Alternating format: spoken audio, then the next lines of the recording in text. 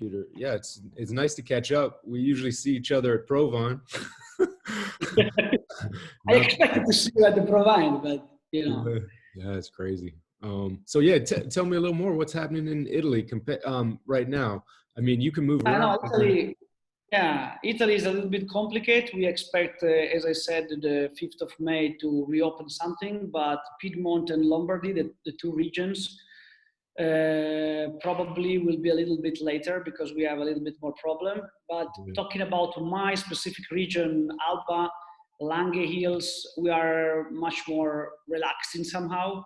Yeah. Because there are not so many cases, and of course, it's a countryside. Many people are work in agriculture, so it's a little bit more open for us. Yeah, and I guess there's more space in between people, and you can get to More your space, of course, more space, and also according to my life, I was changing, of course, because I can travel, I can go anywhere.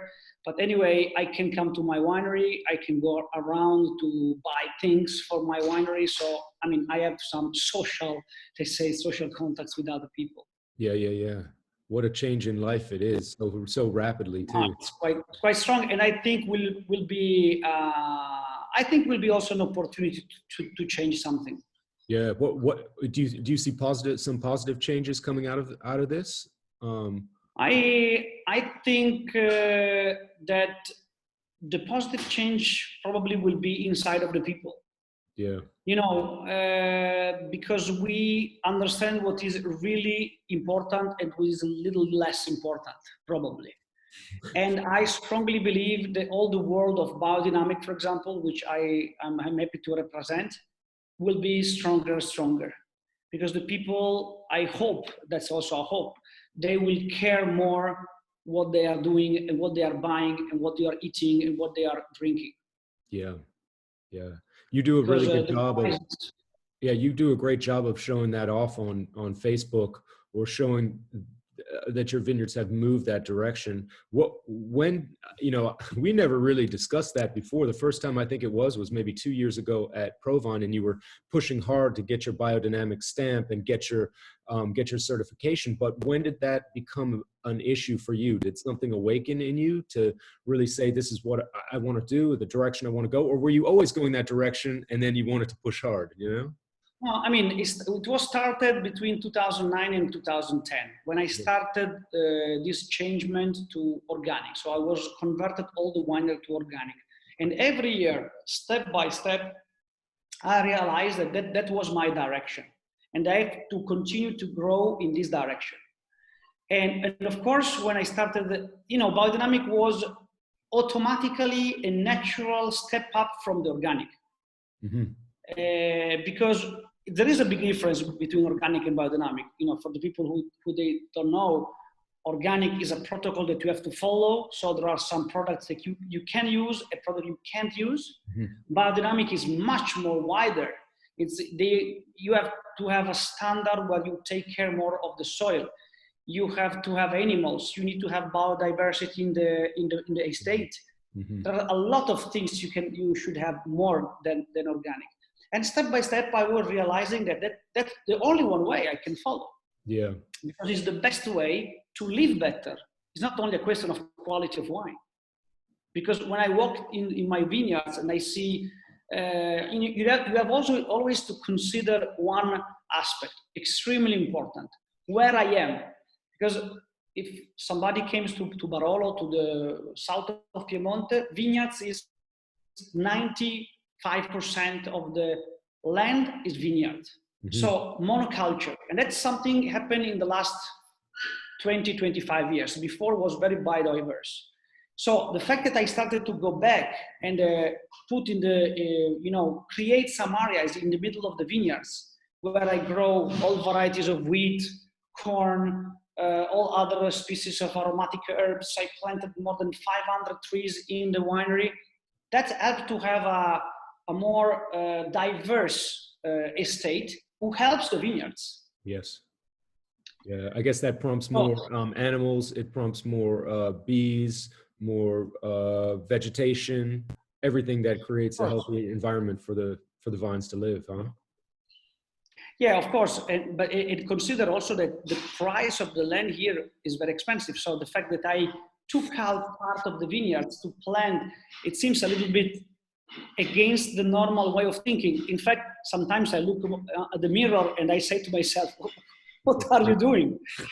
So, in fact, many times I ask to myself, but in the Do your other neighbors side, say that? Do your neighbors ask you what the hell you're doing? my neighbor, they don't care. Unfortunately, they don't care. So what's the result that you've seen in your wine quality? Have you seen the quality go up as your winemaking changed because the fruit is in different balance than it was before? Or, you know, I think, are the changes small, or are you really starting to see them move forward, you know? Matt, I have to be fair, and my enthusiasm will tell you something, but I would like to be really objective. Yeah. To tell you and to answer you in a proper way, I need other 10 years. Yeah. But of course, I can see some results. I can see some results in the fields, spontaneous herbs. I can tell you that my vines are stronger. I can say that the wine, it seems to have more balance. Mm-hmm. So that is, I mean, when you have an extreme vintage, like for example, 2017, extremely hot. So you have a difference in acidity and pH. You have a little softer extreme. So the extreme are softer. That's what is my feeling. But I can't tell you today, my wine is completely different. My wine is much better than before, or because the time of the nature, especially the biodynamic, teach you that you need time, a lot of time. Yeah. And probably everything what I'm doing today, probably the real results will be next generation, probably. Yeah, yeah. It's wild to think that your son will be benefiting from the decisions you've made in the long term. Yeah, okay, but it's a depression for me because I can see it. Short term. No, believe me, is a huge change, especially in an area where it's not so sensitive on this kind of way of thinking. Do you think that more vineyards are going to move that direction? Because in Piedmont, you just don't see it, and you don't see it so much in Burgundy either, because of the extreme climate and the tough work in the vineyards, right? And people are scared of losing their crops, so they don't. This not. I don't think this is the reason. The reason is because when a team win, you don't want to change it. Yeah. So if you are in Barolo, I have to change my way of thinking. I'm sorry, you see people around because I'm in the office. Don't worry. No sorry. So why you have to change? I sell anyway my Barolo. Why I have to change? Why I have to take new risks? But this crazy thing is that the fact that we are in Barolo and we are the leader of wine, red wine in Italy, we should be the first one who try new things because we have a privilege to be the leader. Yeah. So that's what I think. I strongly believe that we have to give the example. So if there is something new, something who can improve the estate, the life, the soil, etc., we have to do for first. And in fact, it's exactly the opposite.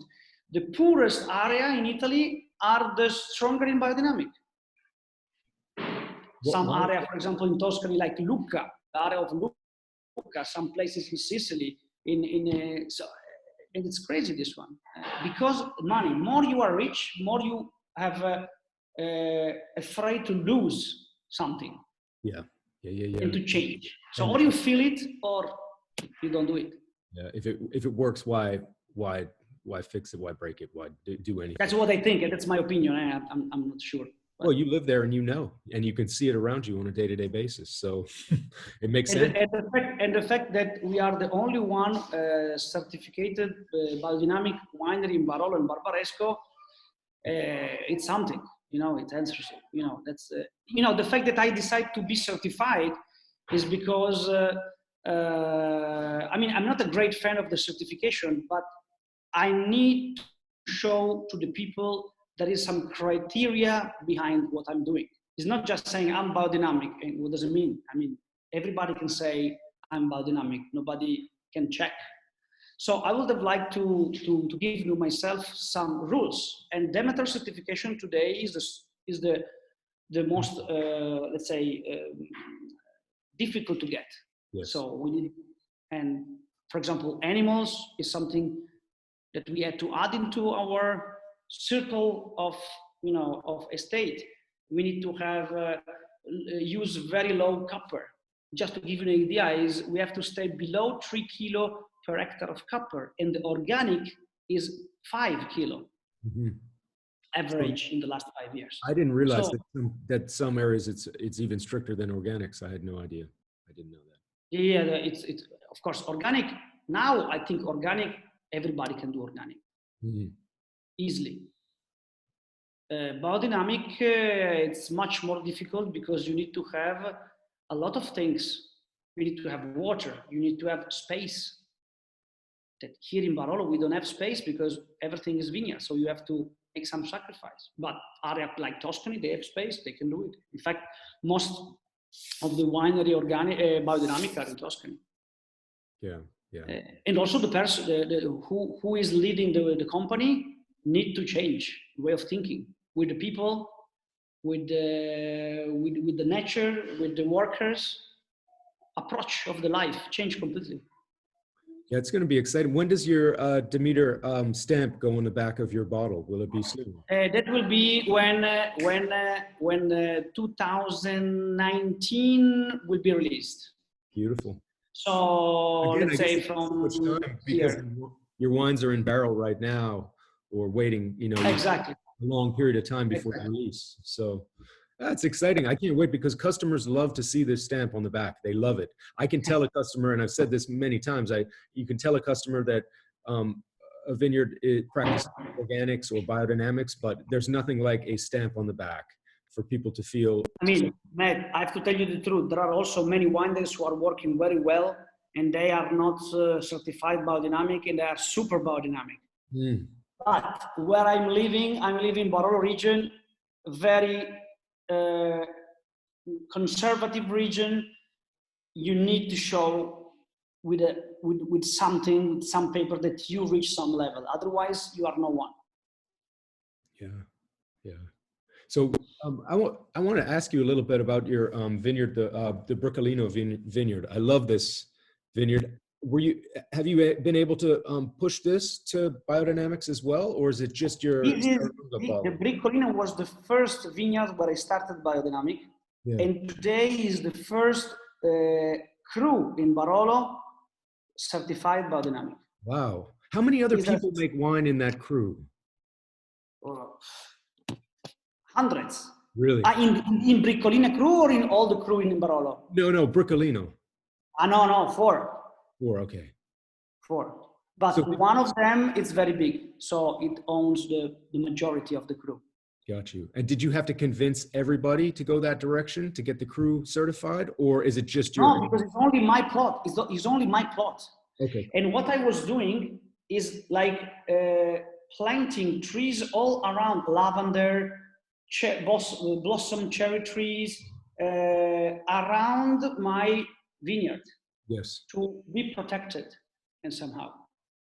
Wow. So this summer I will do some picture with drones, and you will see what I'm talking about. Yeah, that'd be really cool because I've never even been to the vineyard. I've only visited you once, and we were in the tasting room and walked through your Serralunga estate, but never went to that vineyard specifically. And we will go there next time. One day soon. Huh? We have to open these 78 bottles. Remember, sitting. But right, I have to come to Bermuda. Yeah, that's it. Yeah. When you come, we'll do a wine dinner and we'll crack that bottle. I'm very excited to try that. I can't believe that time has gone by so fast and we weren't able to do it, and we probably won't be able to do it till maybe next year, I guess. But anyway, if we can do that, you can open anyway. I have another one. Don't worry. You probably have many more. Well, many not, but some. A few. Anyway, talking about the wine. No, sorry, I wanted to say you something about the Briccolina. Yeah, tell me. No. is our most important single vineyard, but Bricco in our language it means top of the hill, Yes. and Briccolina is small top of the hill. And usually the wines who comes from Briccolina, which is in Serralunga village, they have a lot of finesse and elegance, because we have a lot of clay and a lot of calcium carbonate. And that helps a lot of this kind of finesse and elegance. So. Yeah, it's a beautiful wine, and it does show. It really is. Where I'd say like your Leon bottling is more power and more power. Yeah. Where it's more elegance. I see more elegance in the Serralunga bottling, especially your estate Serralunga, and then the Briccolina is just beautiful. Yeah. You know? If you like the Barolo velvety with the tannins who really refine, that's the wine. Yeah. Yeah, and we produce only 2,000 bottles per year, so it's very small production. Yeah, I love that. I love the 2010 too. I still have 1 3-liter left. And it's a top vintage. It's so good. And it's top vintage. Yeah, yeah. What about the Serralunga bottling? Can you tell me about that? How many bottles do you make a year, and what is your thought about the Serralunga village and what this shows off about your winery? Serralunga is the village, one of the most important in the Barolo region. I can say the most important in terms of quality of tannins.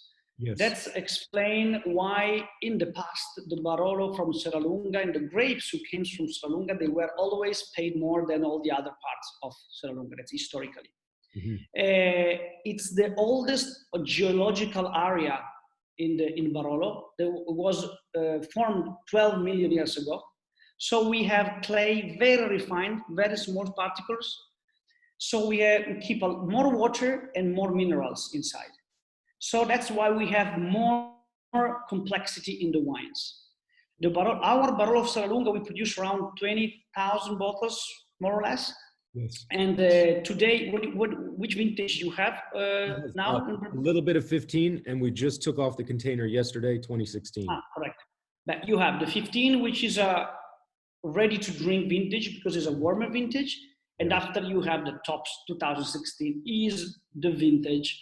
Is one of the best vintage in the last 15 years with 2010, to my point of view, because 16 you can drink today, but it can be great with aging. Is a classic vintage, so the picking was a little bit late, end of October, so you have a very good acidity. Because I always say that, of course, the tannins are important, but in a wine, if you don't have acidity, you don't have the soul. Yeah, the acidity is the soul of the wine. Mm-hmm. And of course, Serralunga, we have 3 single vineyards that we put together, which are Manocino, Serra, and San Bernardo, which are 3 single vineyards facing east. And that's important, especially in the warmer season, because we take the sun from the morning. Mm-hmm. You get nice ripeness, but still freshness. Exactly. Also because with this changement of the weather, Serralunga took a benefits, because Serralunga always in the past was the coldest area of Barolo. And so the wines were never ripe, never ready to drink. Always a little with green, this changement of the weather, Serralunga was helped, I think, in having grapes more mature. Yes.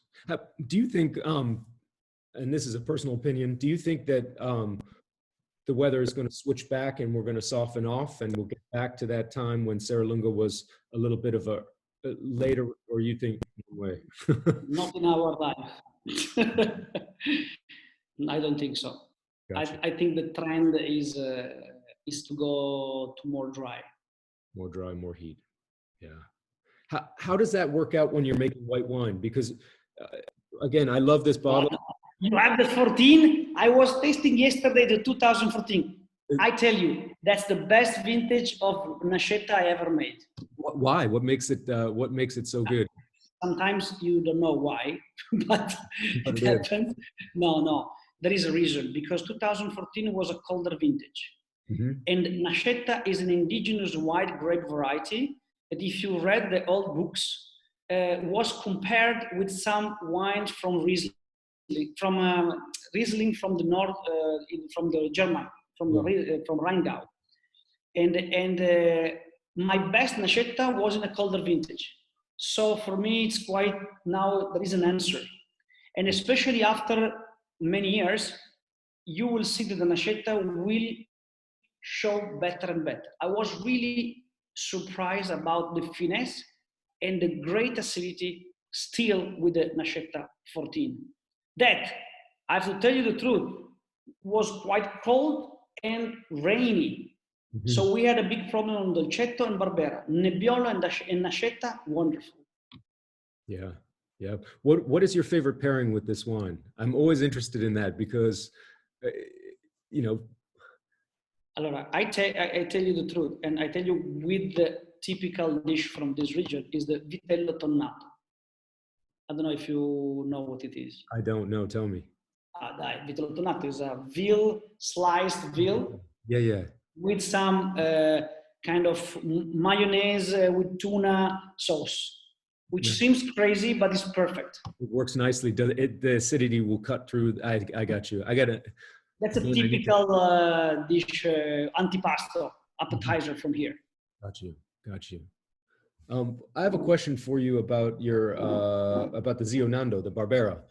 This is something I'm just learning about, and we're tasting. We have a bit in the warehouse, and it seems to be selling nicely. I think people like it. I think your style on this, and you can tell me if I'm wrong, is it's more of a powerful Barbera, and I don't know why, because I don't know where the Zio Nando vineyard is or what about it, but it really is it's a powerhouse of a Barbera, and I'd love to hear a little bit about it and what you. Barbera. For sure is a wine, is a grape. I say that Barbera is a very mathematic grape variety, because more you have sun, more you select the grape, better you have in power and in body and in evolution in the time. Barbera has not so much tannins, so it's very approachable immediately if you like. It's very fruity. And it's very round.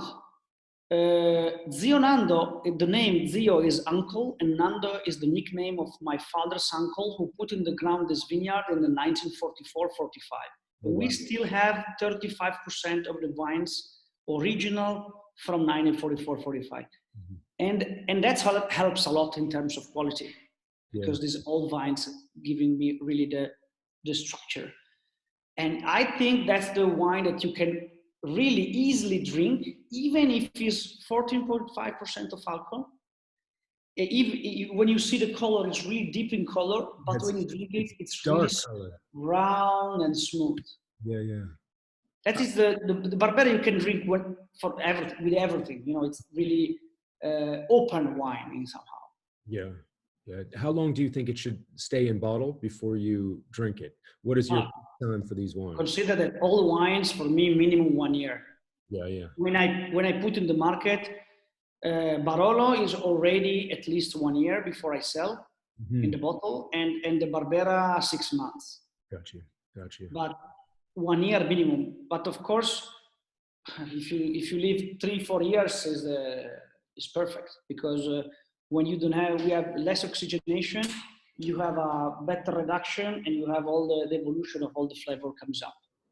Yeah, I'm really excited to see how you're farming, how this all comes together for you in the project that you're doing, and where the wines evolve. But it's exciting to see that you've taken the steps to make that move to biodynamics, get your stamp, and push forward. It's very exciting to see. And we have, and that's what I would have liked to show you at the Provine. Maybe next time we can taste. We have some experiment with the terracotta, with amphora. We have a Nebbiolo in amphora. We have a Nebbiolo in terracotta. That is more production. I love the amphora with the burger on it. Do you have that? Exactly. Yeah, I love that. It's extremely interesting, and is gonna change a little bit also my mind in the future for some wines.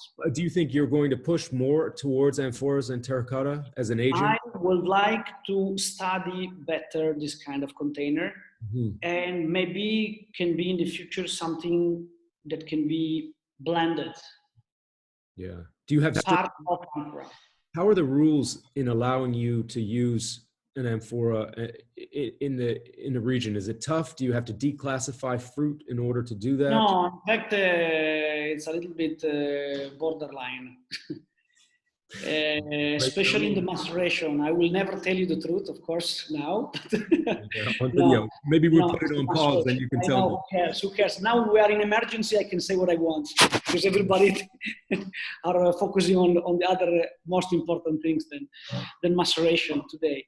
But the maceration is the big problem because according to our law, we can't macerate longer than mid of January of the year after the harvest. But if you would like to test the amphora, I think you have to do a little bit further. Yeah. So here's a question for you. Where do you think, with COVID, with the world going into a bit of a rut, where do you think the wine world is going to go over the next year to 2 years? How are you feeling the change? I think there will be, not only in the wine, but in everything, two separate roads. Yes. And there will be a big differentiation. There will be people who will be more conscious of what they are doing, and they will build a new world. And the people who are going and thinking to live and still living in the old world. Yes. So that will be a division, separation, very, very strong, very strong. And that will happen also in the wine.